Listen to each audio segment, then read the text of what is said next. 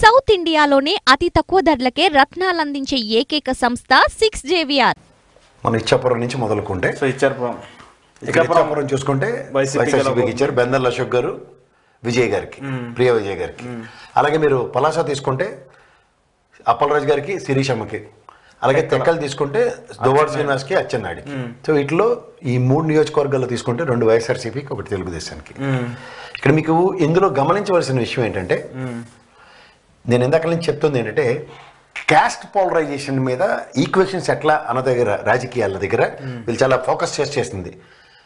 కొంపర, రెడ్డిక, యాదవ, అగ్నికుల క్షత్రియ, కళింగ, వాడబలిజ, పల్లి, యాదవ, వాడబలిజ, కళింగ, సవర, కాపు సర్వస, కళింగ, యాదవ, కొంపర, రెడ్డిక, పొల్లేటి వేలమ్మ, మాల.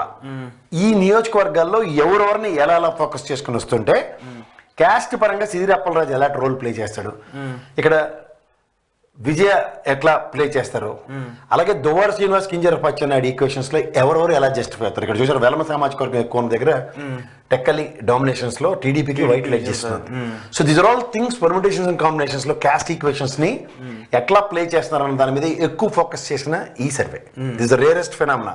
ఎందుకంటే అక్కడ ఉన్న నియోజకవర్గంలో ఉన్న క్యాస్ట్లని ఏ విధంగా ప్రభావితం చేస్తారన్న దగ్గర. ఇక్కడ అలాగే పాతపట్నం తీసుకుంటే వైఎస్ఆర్సీపీకి రెడ్డి శాంతికిను, గోవిందరావు గారికి. ఇది కూడా చూడండి, తూర్పు కాపు, గాజుల కాపు, సర్వ కాపు, మాల, పొల్లేటి వేలమ, యాదవ.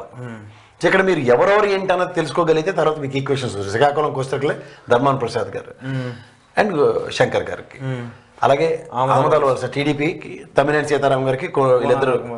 సో ఈసారి మేనత్త మేనమామ పిల్లలు పోటీ. సీతారాం ఓడిపోతున్నారు ఈసారి అయితే స్పీకర్. ఇది మన దగ్గరకు వచ్చిన అనాలిసిస్ చేస్తున్నాం.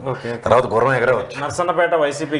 ఈ 2 రోజులు ఎలక్షన్ ఇంజనీరింగ్ అన్నది ఎలా ఉంటుందంటే, డబ్బుల ప్రాబల్యంతో జరిగే ఉంటుంది. ఎవడెంత సత్తువ చూపిస్తారు అన్నది. హెచ్ఆర్లకు వచ్చేసరికి మళ్ళీ వైఎస్ఆర్సీపీ రాజా, వైఎస్ఆర్సీపీ ఎడ్జ్ ఇచ్చారు.